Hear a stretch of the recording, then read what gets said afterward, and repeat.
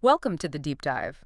We're speaking directly to you today because, well, you've sent over this really fascinating collection of sources. They're all kind of circling around this big idea, right? Starting over, creating a new life path. Mm, So think of this as less of a summary and more like your own personal deep dive into all that material. We're hoping it helps you navigate what can feel like, a really significant moment. exactly. And the sources you shared cover quite a range. There's stuff on building a vision for what's next, um, strategies for dealing with fear, which always comes up, Oh, yeah. the role relationships play, which is maybe underestimated sometimes, Yeah. and that idea, that really freeing idea, that it's never too late to make a big change. Right. So our mission here basically is to dig into those insights. We want to pull out the really practical stuff, the Yeah. key principles, those kind of aha Yeah, moments. the actionable takeaways. Exactly. It's not just about like a to-do list. Yeah. It's more about shifting how you think about it, right? So you feel empowered to actually move forward, start that reinvention, no matter where you're starting from now. Okay, so where do we begin? Maybe with that first step, which often gets overlooked, just recognizing that, hey, maybe it is time for a fresh start. One of the articles, Signs You Need a Fresh Start, gives some really good pointers here. Okay, yeah, let's unpack this. It mentions burnout. That deep exhaustion, it's more than just feeling tired, isn't it? Oh, absolutely. It's depletion. Yeah, like running on empty. How do you tell the difference between, say, just needing a good vacation versus needing something more fundamental to change? That's a great question. The article suggests burnout isn't just temporary tiredness. It's more chronic. Often comes with feeling detached, like you're just going through the motions, maybe not being very effective. Right. And it also talks about persistent dissatisfaction, that nagging feeling that something's just off, even if everything looks fine on the surface. Like you're not really fulfilled. Exactly. Just kind of existing, not really thriving. And then there are the big life events, obviously. Yeah. Losing a job, a relationship ending, things like that. They can knock you off your feet. Definitely disruptive. But the sources also suggest they can be, maybe surprisingly, fertile ground for something new. A catalyst, almost. Yeah, An opening. precisely. And the article mentions something I found really interesting. Just this yearning for more. It's not always a crisis that triggers it. Sometimes it's just an inner nudge, a feeling of untapped potential. Right. How do you know if that's a real call for change or just like a fleeting wish for something different? That's the tricky part, isn't it? It's probably not about chasing every little desire. And the last point it makes is feeling stuck, stagnant, like you're in a rut. Maybe even a comfortable one, but still a rut. Okay.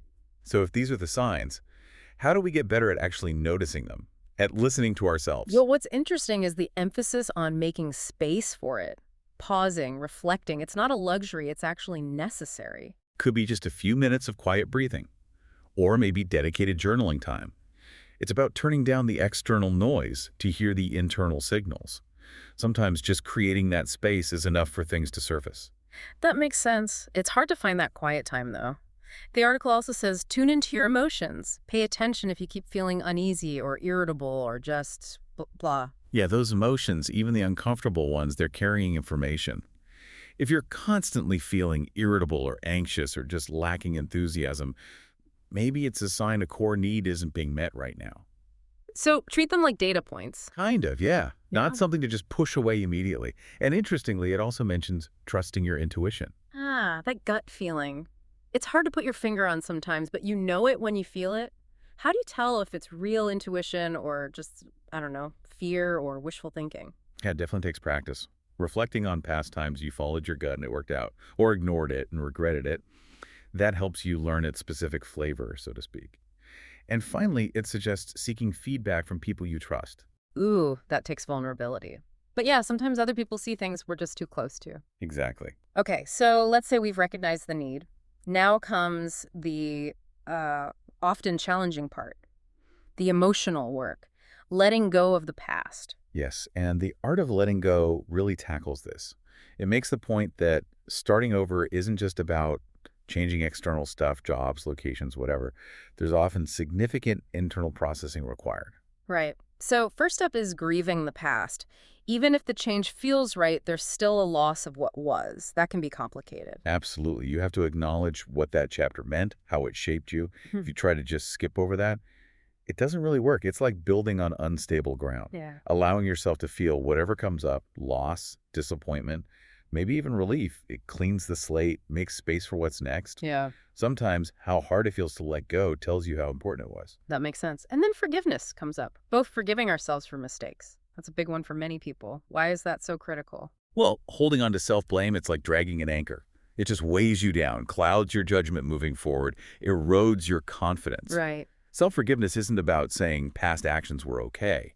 It's about acknowledging them, learning what you can, and then choosing to release the guilt so it doesn't dictate your future.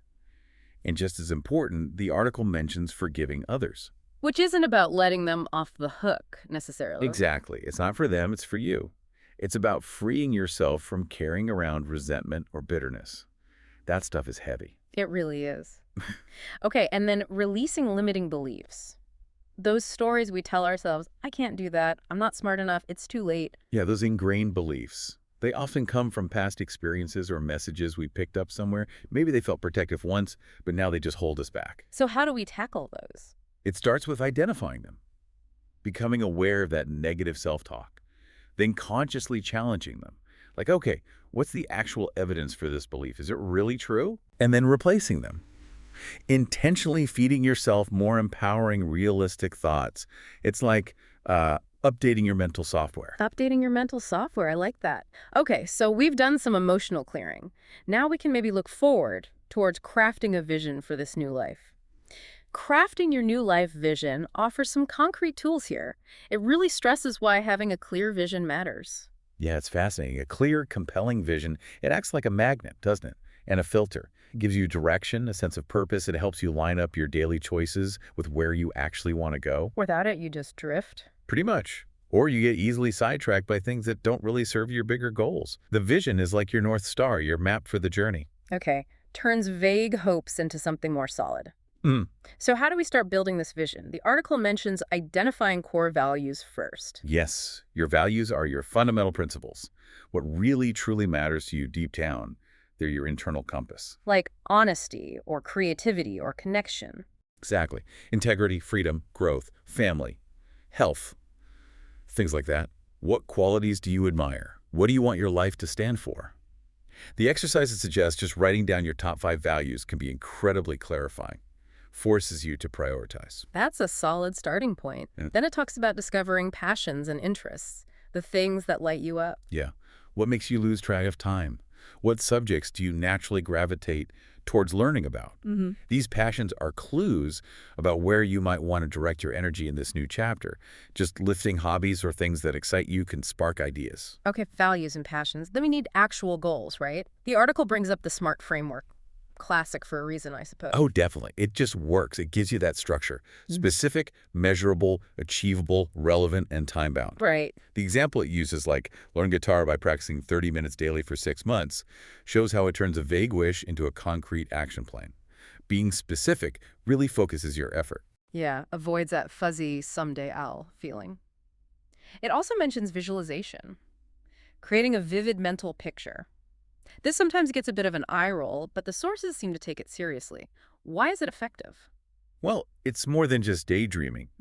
When you vividly imagine your desired future, really engage your senses, what does it look like, sound like, feel like, Yeah. you start to program your subconscious. Okay. You can boost motivation, build belief, and actually help you spot opportunities you might have missed otherwise. Yeah. It's like a mental rehearsal for success. And for people who find straight visualization tricky, the journaling prompts seem really useful, asking things like, what does my ideal day look like? Or how do I want to feel? Yes, those prompts take you deeper. They connect you to the emotional core of your vision. It's not just about the external stuff, but the inner experience you're aiming for. Got it. Okay, vision in place. But let's be real.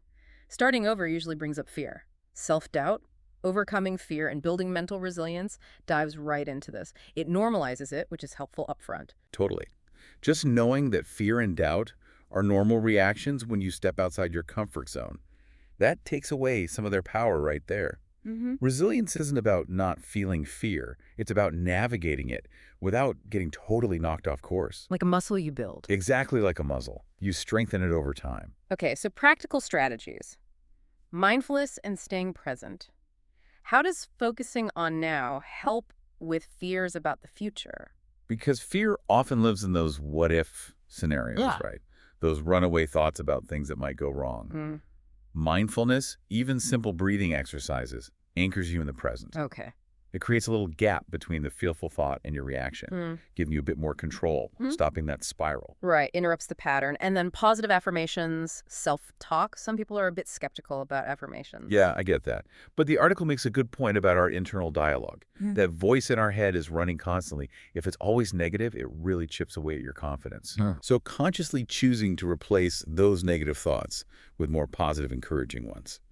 It can gradually shift your mindset and belief in yourself. It takes practice, consistency. You're retraining that inner voice. And I liked the idea of breaking down the fear. Not just I'm scared, but what specifically am I afraid of? That feels more manageable. Exactly. Instead of this big, vague cloud of anxiety, you identify the specific worries. Then you can come up with concrete little steps to address each one. It makes the monster seem smaller, less overwhelming. Turns it into problem solving. And it also emphasizes leaning on community support, sharing fears and goals. Huge. Just talking about fears can shrink them. Plus, you get different perspectives, encouragement from people who believe in you. It reminds you you're not alone in this. And finally, celebrating small wins. Don't overlook those. Yes, acknowledging every little step forward. It's so easy to just focus on the huge end goal and feel like you're getting nowhere. Right. But celebrating those small victories, it builds momentum, reinforces that you can do this. It's like fuel for the journey. Now, speaking of support, cultivating supportive relationships for reinvention. This source really highlights how crucial our connections are. Yeah, this really struck me. Who you surround yourself with makes such a difference, good or bad. It really does. Your social circle impacts your mindset, your habits, even the opportunities that come your way. Good relationships offer encouragement, honest feedback, a sense of belonging. They lift you up. So how do we spot those truly supportive connections? The article mentions looking for positivity, people who genuinely champion you. Yes, that's key. Also, mutual respect, feeling seen and valued for who you are. Shared values help too, connecting with people who kind of get your core beliefs. And notice the energy exchange. Healthy relationships tend to leave you feeling energized, or at least neutral. Toxic ones often leave you feeling drained, small, or anxious. That energy drain is such a clear sign. Okay, then the flip side. Dealing with and maybe letting go of toxic relationships. That's hard. It can be really emotionally tough, yeah. But sometimes it's absolutely necessary for your own well-being, especially when you're trying to make positive changes. Relationships full of negativity or criticism can actively sabotage your efforts. So what does the article suggest? Setting clear boundaries is often the first step. Maybe reducing contact gradually, leaning on your positive connections for support as you navigate that. It's about protecting your energy and your new direction. Right. And for the good relationships, how do we actively nurture them? And maybe build new ones that fit this new chapter. Intentionality seems to be the key. Making a conscious effort to spend quality time, being open about your journey, what you're going through, offering support back, of course, and joining groups or communities related to your new interests. That's a great way to meet like-minded people who are maybe on a similar path. It's like curating your social ecosystem. Okay, we've covered mindset, vision, support, but change ultimately requires action, right? Small habits, big change, focuses on the power of those little daily steps. Yes, and this is so powerful because it gets around that overwhelm factor. Trying to change everything overnight usually doesn't stick. But small, consistent actions, they compound over time. It's that incremental progress idea. Exactly. It adds up in ways you don't always notice day to day, but the long-term impact is huge. So it's not about grand gestures, but tiny habits. The article gives examples like, 5 minutes of journaling? Yeah, or just a few mindful breaths during the day. Maybe 15 minutes dedicated to learning something new. Decluttering one tiny corner. They seem insignificant alone, but done consistently.